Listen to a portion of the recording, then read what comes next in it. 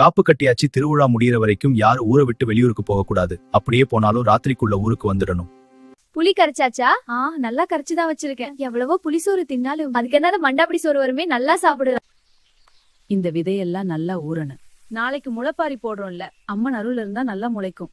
மணி 5 ஆகிடுச்சு. சோள விதை நேத்தே ஊற வச்சுட்டேங்க. அப்புறம் என்ன, சாந்தி விட்டு முளைப்பாரி நல்லா வளரும்.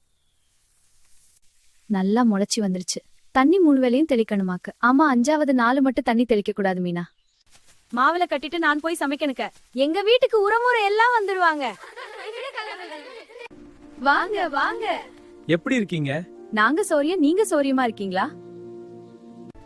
எங்க ஊர் விருந்து எப்படி இருக்கு மாப்ள? டவுன்ல இருந்து வந்திருக்கேன். கோலம் போட்டுட்டு சீக்கிரம் வான்னு அத்தை அப்பவே சொன்னாங்க. இந்த கோலம் என்னன்னா வளர்ந்துகிட்டே இருக்குக்க. கவனமா தூக்குங்க. இந்த கட்டு நல்லா இறுக்கமா இருக்கணும். தேர் பெரியதா பலமா இருக்கணும். மாலையை எடுத்து சாமிக்கு சாத்து. தம்பி சாமி கும்பிட்டுக்க.